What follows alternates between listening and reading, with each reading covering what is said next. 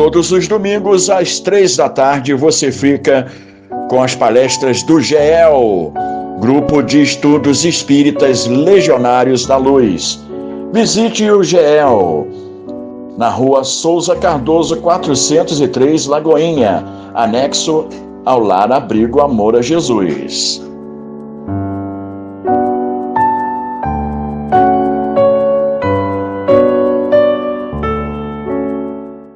Bom, para esse estudo aqui, eu gosto sempre de dar a bibliografia, porque se alguém se interessar em pesquisar e se aprofundar, eu usei os livros Espiritismo Hoje, do Márcio Salles Saraiva, Kardec para o Século XXI, de Dora Encontro, o terceiro livro do Livro dos Espíritos, que é o livro das Leis Morais, e no Evangelho segundo o Espiritismo, as Bem-aventuranças, e Obras Póstumas de Kardec, que é um livro que eu sugiro muito para quem é espírita que leia. Bom, Kardec, ele sempre nos propôs, e fez questão de fortalecer isso, de firmar em vários momentos. Kardec nos propôs a fé raciocinada, né? Ele elaborou junto com os espíritos uma filosofia progressista, progressiva e pedagógica, baseada na ética e na moral de Cristo, sempre deixando claro que não estava criando uma religião. Em Obras Póstumas, ele apresenta um ensaio sobre o que ele considerava um balizamento para uma sociedade justa em direção à construção do reino. E o tema desse ensaio é liberdade, igualdade e fraternidade. É um ensaio maravilhoso, está lá em Obras Póstumas. Quem quiser se aprofundar, é muito interessante. Então, é por isso que é fundamental que, ao abraçarmos o Espiritismo, nós temos em mente que nós devemos trazer todos esses ensinamentos que a gente aprende na casa espírita, que a gente lê em casa, a gente tem que trazer isso para a nossa realidade. Aqui não é uma proposta para você ler, não é um dogma. Mas você lê, a verdade absoluta está ali e acabou. E você se fecha naquilo, não. A proposta do Espiritismo é uma proposta transformadora. E uma proposta que exige atitude, né? Senão a gente fica preso a dogmas, a teorias ultrapassadas, né? Seguindo pseudo-doutores da lei, grandes sábios, e não é isso, né? O Espiritismo é extremamente democrático e simples de você ler, entender e atuar, né? Ele não traz nenhum mistério, nenhuma coisa fantástica, não tem nenhum líder maior do Espiritismo que guarda segredos que nós não possamos saber. Não existe isso no Espiritismo, né? E o Espiritismo que Kardec nos trouxe, ele é atual. A gente precisa ter um olhar atento para perceber. Ele é muito atual, né? E ao falar das bem-aventuranças, né, do Sermão da Montanha com esse olhar, a gente lembra do Gandhi. Gandhi disse que se toda a literatura fosse perdida e só se salvasse o Sermão da Montanha, nada estaria perdido, né? E Gandhi não era cristão, mas ele viu a profundidade que o Sermão da Montanha trazia para o nosso bem viver, para a nossa atitude em conviver, né? Então a essência do Sermão da Montanha foi o apelo de Cristo aos seus seguidores para serem diferentes de todos os demais. E nós não devemos esquecer que quando ele fala aqui que Cristo fala para seus seguidores, ele está falando para nós. Nós aqui, todos nós somos cristãos e somos seguidores de Cristo. Pretendemos seguir os exemplos de Cristo, né? E o planeta tem dado vários sinais para alertar o mundo para o abismo social, ambiental que nós, humanidade, estamos construindo. Somos nós que estamos construindo, né? Não dá para terceirizar o que está acontecendo no planeta. Não, nós somos agentes ativos em tudo que está acontecendo, né? E o Livro dos Espíritos, especialmente no capítulo das Leis Morais, né? Eu sempre falo isso aqui, o livro do Espírito é dividido em 4 capítulos. Em 4 livros. O terceiro livro é o livro das leis morais. E o Evangelho, segundo o Espiritismo, nas bem-aventuranças, eles nos trazem orientações, por isso que nós temos que ler prestando atenção e tendo um cuidado de interpretação, porque ele nos traz orientações para que possamos valorizar a nossa encarnação. E o texto que a Rosa leu fala do ter e do ser, né? As orientações que vêm do Livro dos Espíritos, do Evangelho segundo o Espiritismo,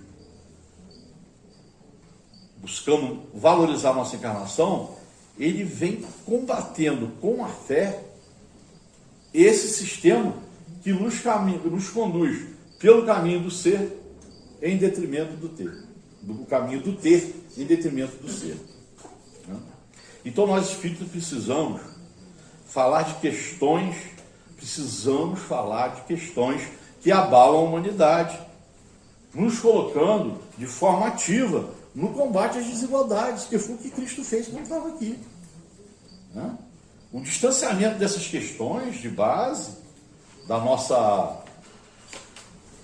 nossa sociedade será um erro que vai comprometer a nossa encarnação. Na hora que a gente chegar na erraticidade, nós vamos tomar noção, vamos entender tudo aquilo que nós deixamos de fazer. Porque Paulo já dizia, a maior das caridades é a que resgata a dignidade do irmão. Principalmente os irmãos em situação vulnerável. E essa mudança, esse resgate de dignidade, ele só é possível com o nosso engajamento no enfrentamento às distorções desse sistema todo que domina o planeta.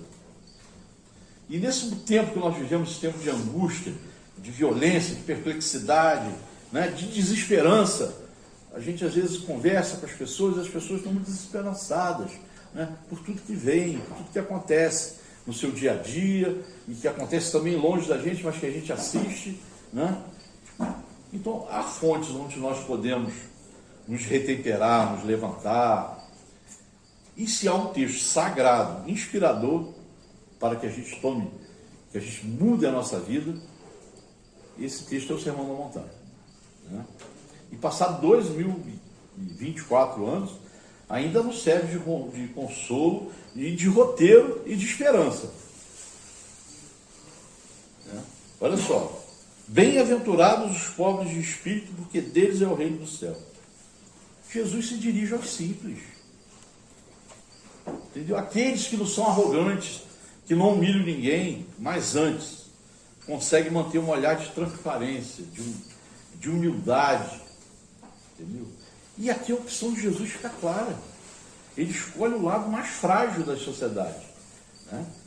Não dá para dissociar a fé das questões sociais. Não dá, porque se a gente se afasta disso, a gente se afasta de Cristo. Cristo dedicou a vida dele toda pregando amar ao próximo como a ti mesmo. Né? Então não dá para dissociar a fé das questões que abalam o nosso planeta, das questões sociais. Lá no capítulo da Lei da Justiça, Amor e Caridade, no terceiro livro do Livro dos Espíritos, os Espíritos dizem: a necessidade de viver em sociedade acarreta ao homem obrigações particulares, e a primeira de todas é a de respeitar os direitos dos seus semelhantes. Então esse é o comprometimento que Jesus espera. E respeitar é ser solidário na luta para que esses irmãos conquistem os seus direitos. Certo? É um direito. Não, tem pessoa que eu sou comunista, eu não sou comunista. Eu sou cristianista. Eu sigo as orientações e os exemplos e tento seguir os exemplos e as orientações de Cristo. É muito difícil, porque nós estamos dentro de um sistema que prega várias peças e nos tenta atrapalhar de várias maneiras. Mas o meu desejo é seguir os exemplos de Cristo. É uma luta que eu ainda não consigo, mas um dia eu vou conseguir. Bem-aventurados os que choram, porque eles serão consolados. E aí Jesus nos acena que toda dor é impermanente. Né? Isso é maravilhoso. Jesus nos garante que todo sofrer terá um fim. Que tudo, isso é um projeto de Deus, tudo sempre caminha para mais amor e felicidade. Né? Mesmo que para isso tenhamos que projetar o nosso olhar para a eternidade. Nós somos seres imortais. Então vai chegar o nosso tempo. Mas esse tempo ele não cai do céu, nem você vai encontrá-lo no céu, não. Esse tempo tem que ser construído. E ele é construído com a gente transformando o nosso olhar e as nossas atitudes. Né? O Chico dizia, Chico Xavier, toda dificuldade tem prazo para terminar. Vai passar. Vai passar. Esses enfrentamentos no mundo, tudo isso vai passar, porque a construção do reino é aqui. A gente só evolui aqui. E a gente vai construir o reino de Deus aqui. Né? Nós não temos que ter essa expectativa de que quando eu morrer eu vou para o céu, porque não tem. Não tem. Tá? Aquele negócio lá do nosso lar é só um filme. Não vai ter disco voador, ônibus elétrico, nada daquilo. É diferente. Aquilo é uma projeção do André Luiz. Então, a construção do reino é aqui. Nós temos que construir as transformações, construir a nossa felicidade aqui. E a nossa felicidade só será possível se ela tiver par em par com a felicidade do próximo. Não dá para ser feliz sozinho. Tá? No capítulo de progressão dos Espíritos, no livro dos Espíritos, nos é garantido que todos seremos perfeitos. Todos seremos perfeitos. O que vai determinar o tempo para chegar a esse patamar serão as nossas escolhas. Serão as nossas escolhas. Então, Jesus diz, bem-aventurados os mansos, porque eles herdarão a terra. Jesus promete que depois de todas as guerras forem extintas, né, e devemos nos indignar com toda e qualquer forma de subjugar qualquer povo pela força. Isso não é cristão. Não escolha lados quando tiver guerra, os dois estão errados. E quem sofre são lá. Hoje morreu uma brasileirinha no Líbano de 1 ano e 2 meses num bombardeio de Israel. É o terceiro brasileiro e os 3 que morreram lá são crianças. O que a criança tem a ver com aquilo? Né? Então nós temos que nos indignar com isso. Então Jesus diz isso, que quando todas as guerras forem extintas, todas as armas forem enterradas, que toda a violência for banida, ficarão nesse mundo aqueles que fizeram da mansidão, da semeadura da paz, a luta para que a terra seja, afinal, pacificada. Né? Expurgada de todo o ódio, de toda a devastação. E a nossa evolução se dará na medida em que nos blindarmos dessas influências belicistas dos nossos tempos. Porque tudo que acontece parece que a gente tem que ter uma posição. Você tem que ficar de um lado ou tem que ficar do outro. Né? E a gente sabe que a guerra, o grande instrumento incentivador da guerra é a indústria bélica. Ela ganha muito com isso. Né? E nós ficamos aqui na plateia escolhendo um lado para torcer. Então, bem-aventurados os que têm fome de justiça, porque eles serão fartos. Jesus aponta a certeza de que a justiça vai ser feita. De que todos nós, hoje, que ainda sentimos a tormenta da fome e da sede de justiça, nós seremos alimentados num mundo que não pare mais a exploração e a opressão. Isso está no livro dos Espíritos. O tempo todo, os espíritos são levados pelas perguntas de Kardec a deixarem claro qual é a opção de Jesus e qual deve ser a nossa opção. Nós devemos ficar do lado daqueles que são explorados e oprimidos. Agora, Jesus aponta que essa justiça final, que nós caminhamos para a reparação de todas as injustiças, mas para isso nós temos que manter a nossa fome e a nossa sede acordadas. Olha só, manter a nossa fome e a nossa sede acordadas, a nossa fome e a nossa sede de justiça. E quando a gente pensa em justiça, a gente tem que sempre pensar no outro. É sempre essa a proposta de Jesus, é sempre pensar no próximo, né? E nós temos que manter essa fome, essa sede acordada, denunciando, combatendo as injustiças, sabendo que quanto maior a omissão, mais tempo para cumprir a nossa tarefa encarnatória. Porque o processo de evolução, ele acontece em cada encarnação que a gente vem. A gente só evolui aqui, só encarnado. Desencarnado, a gente faz uma preparação. É uma preparação. Quando a gente assina o contrato lá, a gente vem para tentar reparar aquilo que a gente achou que fez de errado e para construir uma nova possibilidade de evolução. Todos nós aqui estamos no nosso melhor momento evolutivo, que a gente não regride. E essa oportunidade nos é dada pela misericórdia de Deus. Deus não pune, Deus não culpa, Deus não se vinga, né? Deus é amor, puro amor. E Ele nos trata dessa forma, né? Então nós precisamos ter atenção nessa tarefa encarnatória. A gente não pode se deixar distrair, porque a construção do reino é aqui. Tem um livro do Herculano Pires, que é o tradutor que a gente estuda aqui na casa, né? Esses 3 livros que eu citei para vocês aqui, todos os 3 são com tradução de Herculano Pires. Livro dos Espíritos, Evangelho segundo o Espiritismo e Obras Póstumas. A casa trabalha com a tradução do Herculano Pires. E Herculano Pires tem um livro que o nome do livro é O Reino. E ele faz um trabalho profundo, um estudo profundo, mostrando que a construção do reino é aqui. Porque se a gente só evolui aqui, é aqui que a gente vai construir o reino. E outro dia eu estava vendo uma palestra do Frei Beto, e ele falou exatamente isso. Ele estava falando sobre a oração dominical.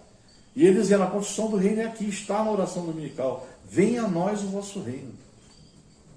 E o reino de Deus só vai vir aqui quando nós estivermos preparados para recebê-lo.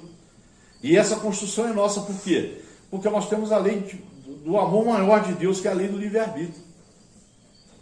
Você toma as decisões e você é responsável pelas decisões que você tomou. E quando você errar, Deus é misericordioso, Deus vai te ajudar, vai enviar ajuda para que você faça a reparação.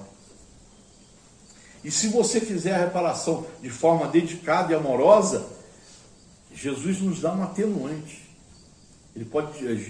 Deus nos dá um atenuante, Ele pode diminuir o sacrifício que a gente se propôs fazer para a reparação pelas nossas atitudes. Então é por isso que às vezes acontecem coisas que a gente não entende, né? A gente ouve há tanto tempo palestrantes falarem sobre transição planetária, sobre mundo de regeneração, e isso vai ficando cada vez mais distante, porque é simples, né? Nós não podemos colocar data em nada, porque nós somos resultado do nosso livre-arbítrio.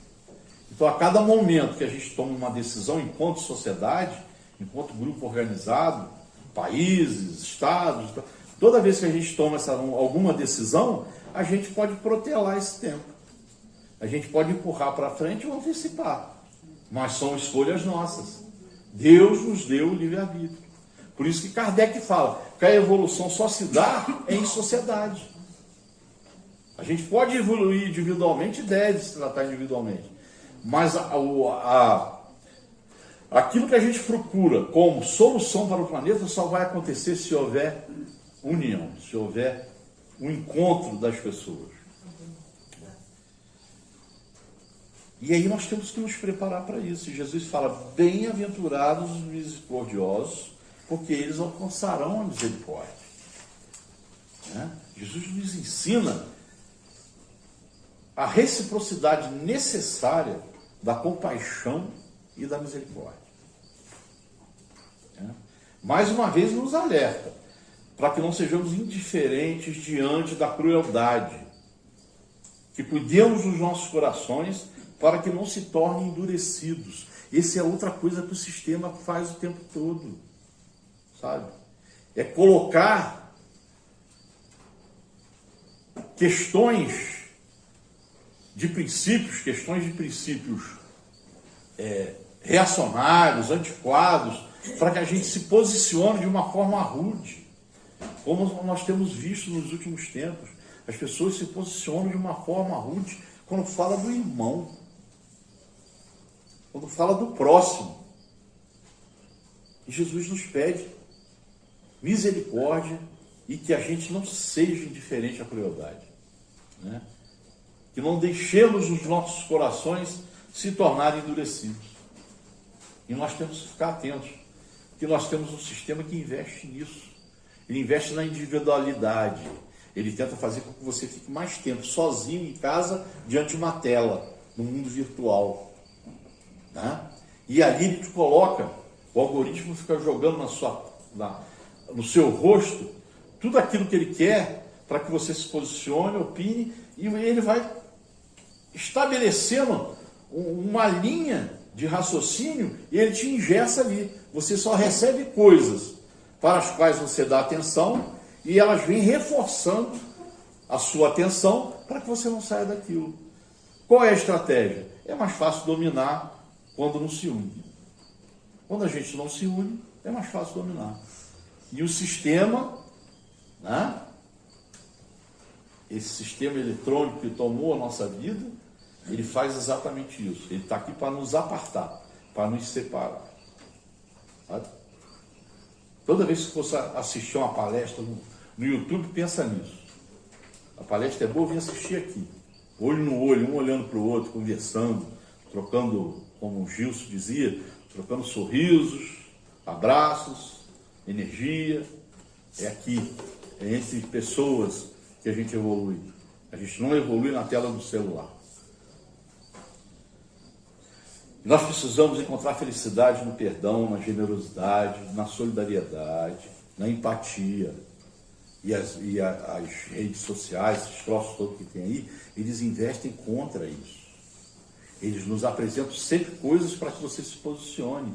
E geralmente a gente se posiciona de forma horrível. Porque a gente tem sempre o olhar do julgador. Uma coisa que Cristo nunca teve. Cristo disse para a adúltera, vai e não peque mais. Ele não julgou. Ele não fez qualquer comentário sobre a conduta dela. Só disse, vai e não peque mais. Isso é misericórdia. Outro exercício que a gente deve fazer é não deixar nossos corações endurecer. Então, bem-aventurados os puros de coração, porque eles verão a Deus.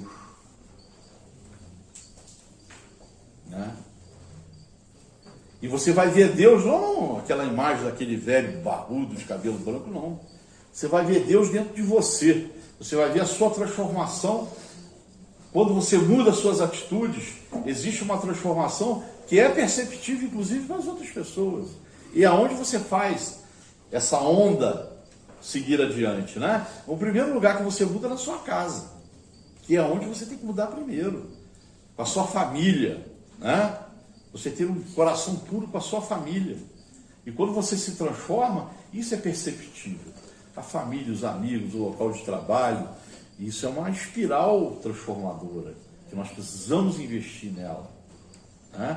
É o ser. Precisamos investir. A Rosa leu ali o texto do Reflexões sobre o ser, que é a única coisa que a gente leva. O ter fica tudo aí.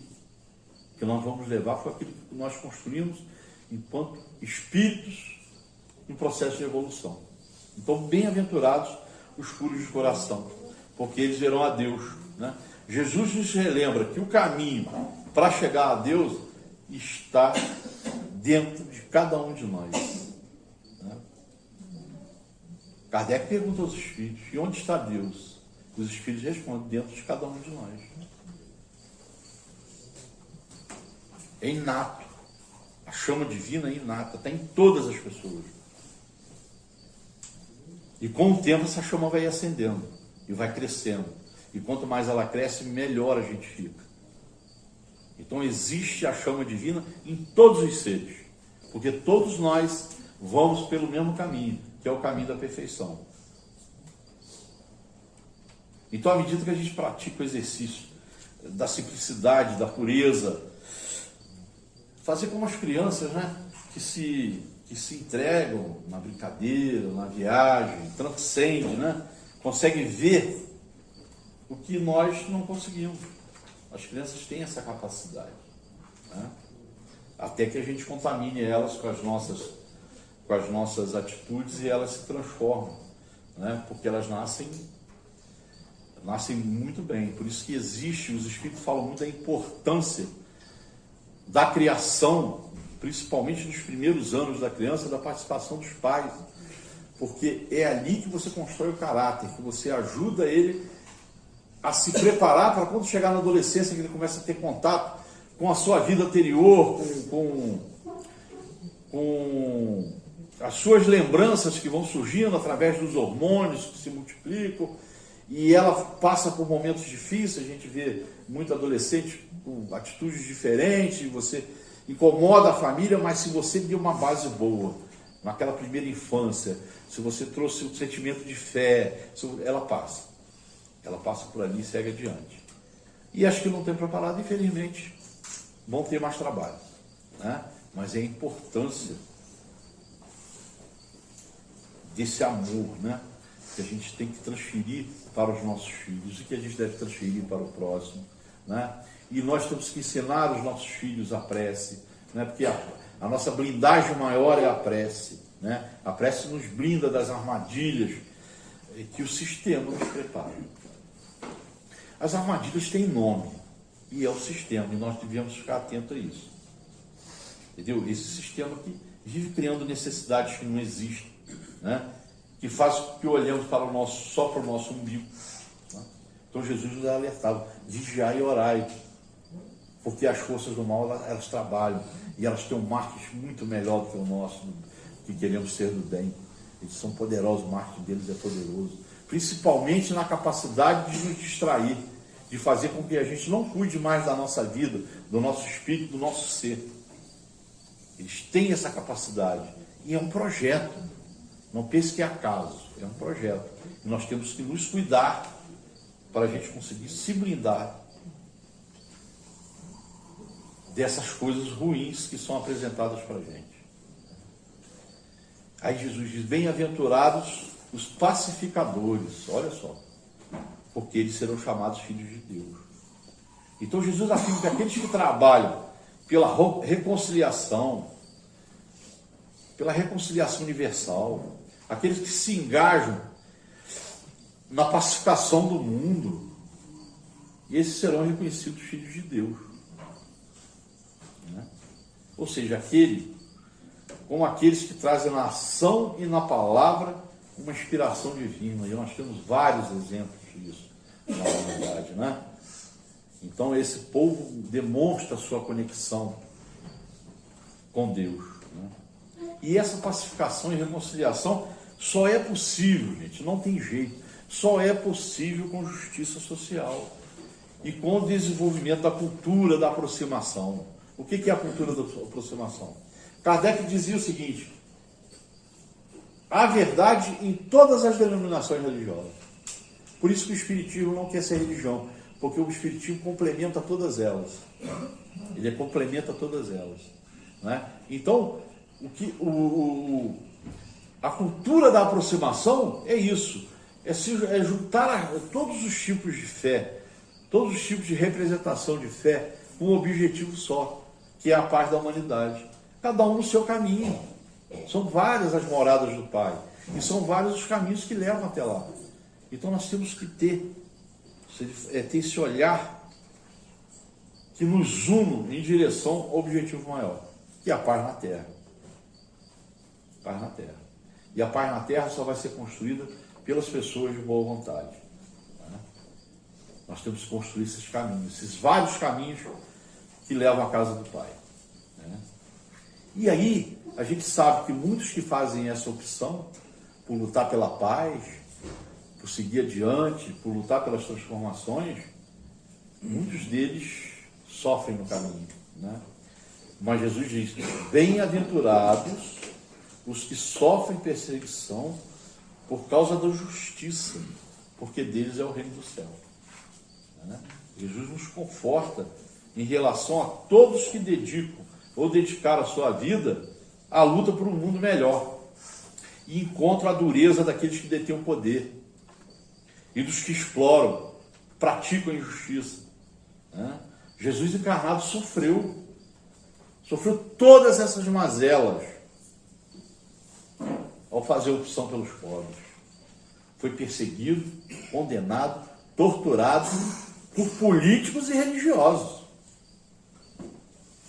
E hoje nós vemos, aqui no nosso país mesmo, líderes comunitários, indígenas, ambientalistas, quilombolas, né? Os nossos irmãos refugiados, sofrendo perseguições, né? Mas deles é o reino, porque carregam dentro de si a paz, a luta pela paz, né? A opção de seguir o bem, o caminho do bem. E eles mostram o caminho para o mundo. Né? E eles sofrem por isso. Quem mata um ambientalista? Quem mata um líder indígena, um líder quilombola? É o sistema.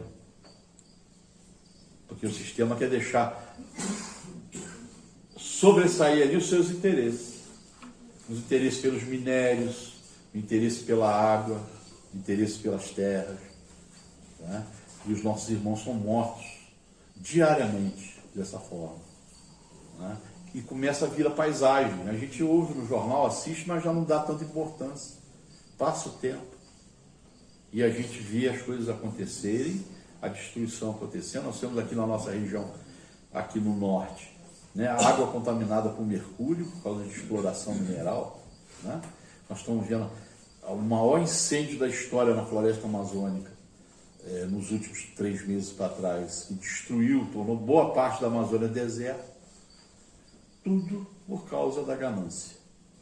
E ali foram mortos milhões de pessoas. Né? É isso que nós temos que pensar. Bem-aventurados sois vós, quando vos injuriarem e perseguirem, falarem todo mal contra vós por minha causa. Jesus fala isso. Aqueles que lutam por aquilo que ele lutou, e são injuriados, que são atacados, que são ofendidos, deles é o reino do céu. Então, tem uma frase que eu gosto muito, ela é bonita, está lá no Evangelho: exultai e alegrai-vos, porque é grande o vosso galardão nos céus.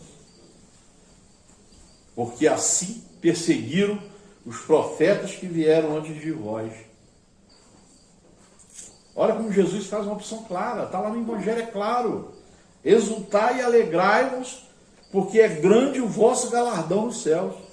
Porque assim perseguiram os profetas que vieram antes de vós.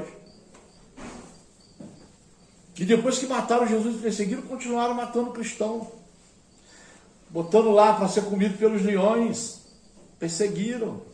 Quando eles viram que não davam conta, porque a proposta de Jesus cresceu e tomou conta do mundo, eles se apropriaram. Porque Jesus não criou a religião. Quem criou a religião foram os políticos de Roma. Eles se apropriaram, tabularam, criaram uma Bíblia e puseram uma terceirização da fé.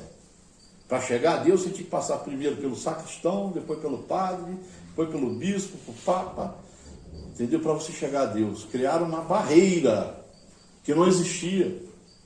Deus dizia que nós poderíamos falar diretamente com Deus através dos Espíritos. Né? Mas criaram uma burocracia. E não foi Não foi Jesus que criou isso, não foi, não. A primeira Bíblia foi impressa 700 anos depois que Jesus morreu.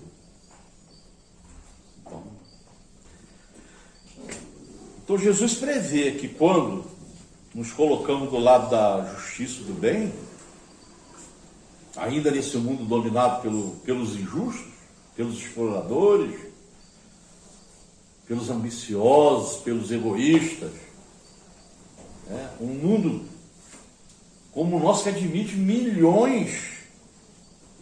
que milhões não têm o que comer. Como que a gente vai conseguir fazer a transição? Como a gente vai conseguir chegar ao mundo de regeneração se a gente deixa irmãos morrerem de fome? Doentes, crianças que morrem por falta de assistência, por falta de vacina. Né? Os massacres que a gente vê de pessoas inocentes nessas guerras. Né? Uma guerra que mata indiscriminadamente. Não acolhe crianças, não acolhe as mulheres. Fecha com barreiras para que não chegue ajuda sanitária e de alimentação. Essa violência da fuga, hoje nós temos uma diáspora de guerra absurda no mundo, porque nós temos cento e tantas guerras acontecendo na África, e mais essas 3 famosas que a gente conhece aí, que é do Israel com Gaza, Israel com Hezbollah e Ucrânia com Rússia. Agora, na África, tem mais de 100 guerras acontecendo e a gente não toma conhecimento. E as vítimas são sempre as mesmas. Entendeu? E Jesus se considera perseguido como esses são. Como esses refugiados, como esses, todos. Ele sabe e ele previu que isso ia acontecer e ele oferece recompensa de paz e eternidade. Mas essa carga desse sofrimento que acontece no planeta, ela tem a nossa assinatura. No mínimo pela omissão. Então nós temos que estar alertas. Né? O Sermão da Montanha é uma convocação de Jesus, tão atual e necessária ainda como há 2000 anos. Né? E séculos depois ainda precisamos confirmar as palavras do Mestre. Nós temos que entender a palavra do Mestre, nós temos que entender a proposta de Jesus. E Jesus tinha uma confiança tão grande na gente, que ele dizia: vós sois o sal da terra. E se o sal se tornar insípido, com que há de salgar? Para nada mais presta senão para se lançar fora e ser pisado pelos homens. Olha só a importância que Jesus dá na nossa tarefa, na nossa obrigação de transformar esse planeta. Ele acredita que nós somos o sal da terra. E se não houver esse sal, quem há de salgar? Então o que Jesus diz é o seguinte: a transformação está nas nossas mãos. Somos nós os responsáveis para transformar as coisas e fazer desse mundo um mundo melhor.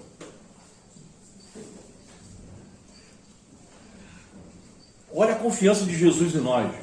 Ele diz: vós sois a luz do mundo.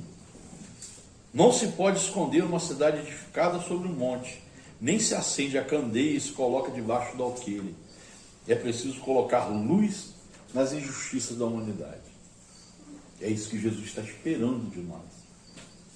Essa é a proposta, esse é o caminho que ele nos mostra e nós temos que estar atentos.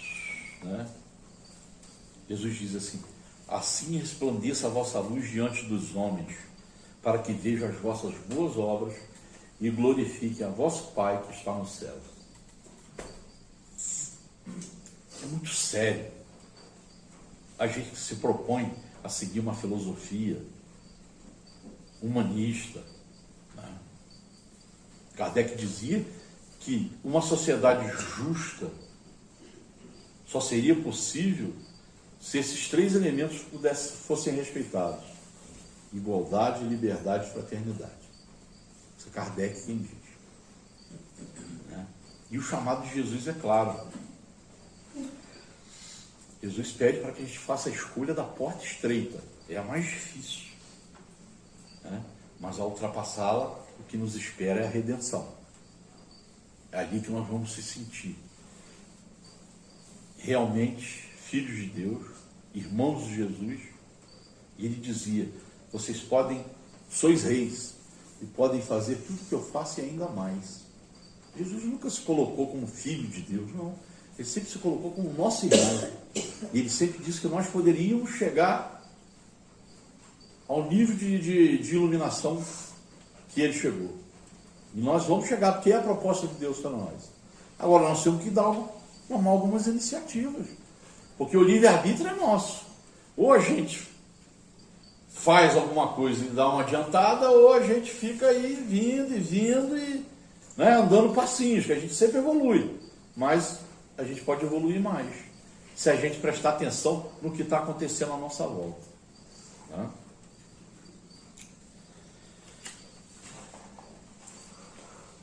Existem essas oportunidades de evolução e nós temos que estar atentos. Temos que estar atentos para a tentação da negligência. Né?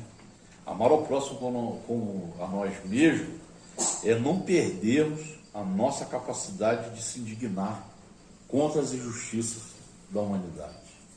É preciso estar alerta sobre isso.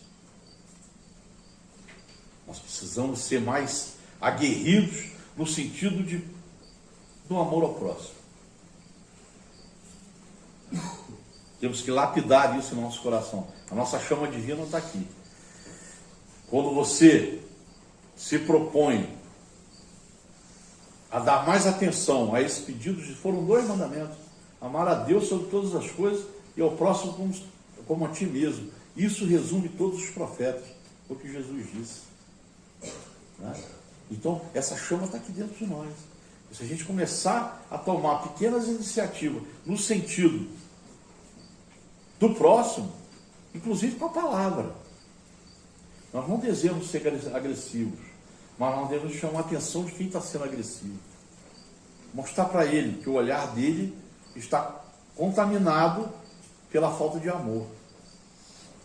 Nós precisamos fazer muito isso dentro das nossas famílias, dos nossos círculos de amizade, para que as coisas, os ambientes, né, fiquem mais leves, né, a psicosfera fique mais suave. Lá no livro do Evangelho segundo o Espiritismo, capítulo 18, tem uma chamada de comprometedora também. Olha o que está escrito lá. Aos espíritas, muito será pedido, porque muito receberam. Assim como muito será dado àqueles que aproveitarem o que receberam. Nós temos conhecimento.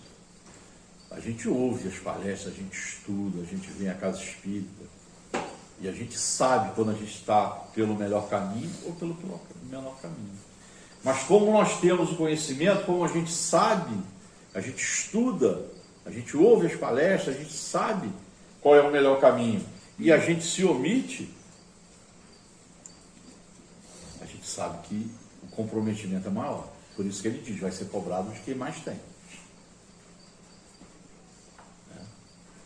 Então o Sermão da Montanha sugere qual deve ser a nossa atuação no mundo. Por isso que Gandhi falou, se acabasse com tudo, ficar só o Sermão da Montanha, já bastava. Qual é a proposta do Sermão da Montanha para a gente? Trabalhar incansavelmente pela educação. A transformação é pela educação. A gente vê, a gente chegou no espiritismo cru, impulsionado por alguma coisa, por alguma necessidade, por curiosidade, e quando você começa a estudar, você percebe como as coisas mudam, né? Uma educação crítica, né? Emancipatória, porque é o que o Espiritismo diz. Kardec sempre diz, o Espiritismo, ele não tem dogma, ele não tem limites. O Espiritismo, ele é vivo, e ele vai se transformando conforme a sociedade for se transformando, e se tivermos alguma dúvida, que fiquemos com a ciência. Essa é a proposta. Então é uma educação, é uma pedagogia, o Espiritismo é uma pedagogia emancipatória, porque ela nos propõe a fé raciocinada. Ela quer que a gente pense, que a gente questione, que a gente debata. Né?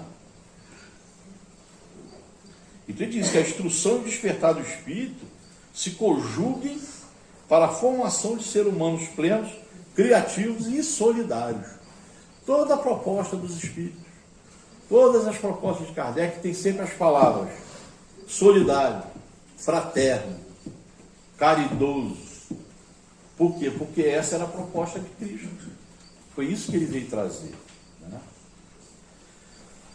E o Espiritismo sempre nos lembra que a gente só evolui em sociedade. Então nós devemos militar e forçar a mudança da estrutura econômica e política dos países, da comunidade onde a gente vive. Porque só através dessas ações nós chegaremos a um novo mundo. E um mundo melhor, ele só vai se dar com novas relações sociais, cara. Entendeu? Baseados em cooperação mútua, sempre. A gente só transforma assim. Entendeu? E voltando a Paulo, a melhor caridade é a que resgata a dignidade. Então a gente faz a caridade, principalmente a questão de doar alimentos para as pessoas que estão em situação vulnerável, é uma necessidade, como dizia Betinho, que tem fome tem pressa. Essa é uma atitude imediata, mas ela não transforma. Ela não transforma. Nenhum pai de família recebe uma cesta básica feliz. Por isso que a gente deve fazer sempre com muita sutileza, discrição, sem propaganda. Uma forma bem, da mais leve e suave com aquela pessoa que está recebendo a doação. Agora, a grande transformação é a fé, a caridade que resgata a dignidade. E aí, nós temos que estar lá também no Evangelho segundo o Espiritismo, e no Livro dos Espíritos também, qual é a função da riqueza. A função da riqueza não é comprar avião de 1 bilhão. A função da riqueza é transformar as sociedades. É dar dignidade, é dar emprego. As diferenças sociais sempre vão existir. Faz parte do processo evolutivo.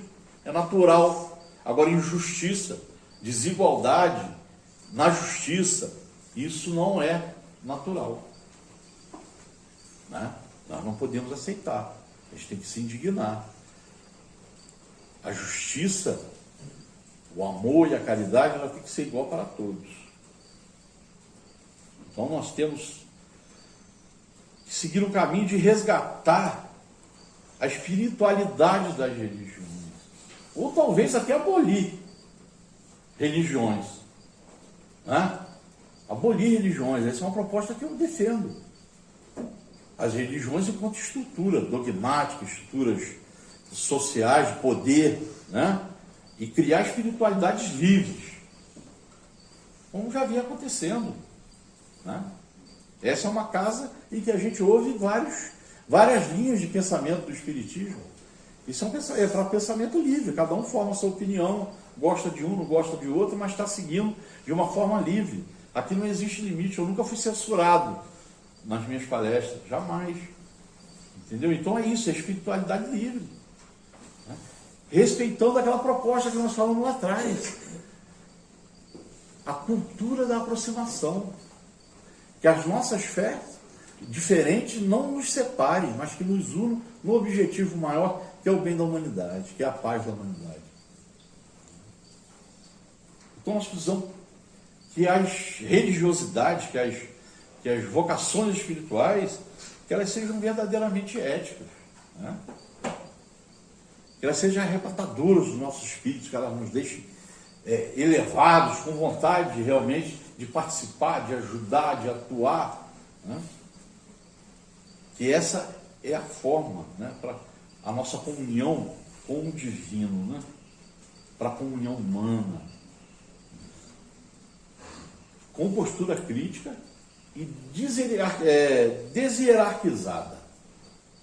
Né? A postura crítica é fundamental. Né? Eu não sei se vocês sabem, mas Kardec era discípulo de Descartes. Descartes foi o filósofo que foi um dos defensores do ceticismo, né? O ceticismo, ele defende que a gente deve questionar tudo. A gente deve questionar tudo. E Kardec era um questionador. E ele começou a desfraudar o espiritismo para nós através do ceticismo. Ele não acreditava, quando falava com ele em mesas girantes, não acreditava naquilo, mas ele foi lá. E ele foi lá, como cientista, e ele percebeu que tinha alguma coisa diferente naquilo ali que ele precisava compreender. E aí ele abriu o leque. Né? Então a gente precisa... O senso crítico é fundamental. O questionamento é fundamental. Né? Porque a gente evolui na dúvida. Todas as grandes descobertas da ciência partiram primeiro de uma hipótese. Não tinha certeza, era uma hipótese. Né? E essas hipóteses transformaram o mundo. E com a fé é a mesma coisa. Nós temos que tentar. Nós temos um norte, nós temos uma linha. Qual é? A ética e a moral de Cristo. Dentro desse parâmetro nós podemos tomar várias decisões. Cada um diferente do outro, mas com o mesmo objetivo, seguindo a mesma linha, com ética, todos nós chegaremos a um bom lugar, com certeza. No Livro dos Espíritos tem um comentário de Kardec. Olha só. Esse é um comentário de Kardec. Depois que o Espírito responde, ele diz: com uma organização social previdente e sábia, o homem só poderia sofrer necessidade por sua própria invigilância. Mas essa invigilância é frequentemente resultado do meio em que ele vive. Olha só. Kardec estava falando do sistema já lá no século XIX. Vou repetir. Como uma organização social previdente e sábia, o homem só poderia sofrer necessidade por sua própria invigilância. Mas essa invigilância é frequentemente resultado do meio em que ele vive. Né? Então, um sistema que nos envolve, que nos distrai, que investe nesse processo de individualização, que tem como objetivo reduzir as nossas forças. Né? E é isso. Kardec já previa isso lá no século XIX. Na questão 930 ele diz assim, ó: quando o homem praticar a lei de Deus, haverá uma ordem social fundada na justiça, na solidariedade, e com isso ele mesmo será melhor. Questão 930. Então esse mundo que vivemos é fruto da irresponsabilidade e da crueldade dos seres humanos, que inventaram e ainda mantêm estruturas sociais, econômicas, políticas que exploram e violentam os direitos, em especial dos mais vulneráveis e das classes subalternas. Se os seres humanos historicamente ergueram estruturas injustas no mundo, cabe aos seres humanos mudar esse mundo. É a lei do livre-arbítrio. E a lei de causa e efeito. Você é responsável por aquilo que você criou, mas você vai ter todas as oportunidades necessárias para fazer a reparação. Não tem punição nem culpa. Então nós não temos que ficar de má fé, sabe, colocando a culpa em Deus. Colocar a culpa em Deus é má fé. É a fé ruim, né? Nos destinos, nos resgates coletivos, ou nos espíritos das trevas. Cara, não terceirizar. Não tem que terceirizar. Isso não existe isso. Entendeu? Nós temos que ser responsáveis.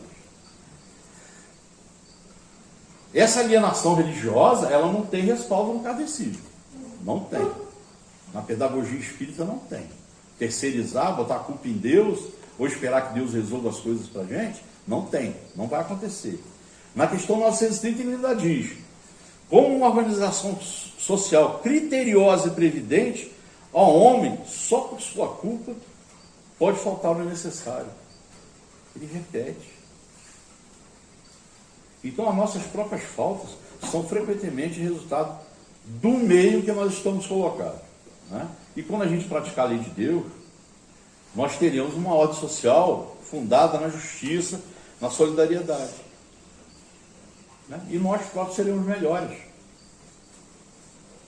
Né? E Kardec fala isso porque ele era um iluminista apaixonado.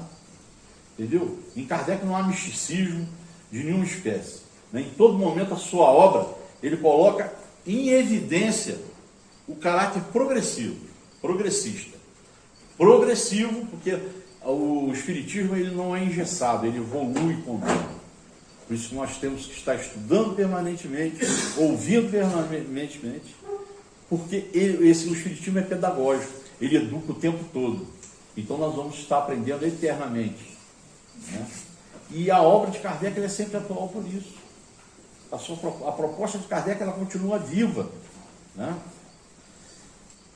Ele tem sempre o caráter evolutivo e a presença da ciência sempre em Kardec a gente vai encontrar. Né? Então entender o Sermão da Montanha como uma proposta atual do Cristo, para todos nós, é colocar luz à proposta de Kardec. É a gente perceber que o Sermão da Montanha só tem sentido se a gente trouxer para a prática. E nós não devemos temer falar de questões sociais. Nós não devemos ter medo de enfrentar as questões políticas, sociológicas da sociedade, porque a transformação só se dá por aí, não tem outro caminho. O caminho da transformação é a resistência e a opção. Você escolhe o lado e parte para dentro. Foi assim que Jesus fez. E é isso que ele espera da gente. Muito obrigado, força, coragem e fé. Vai dar tudo certo. Amém.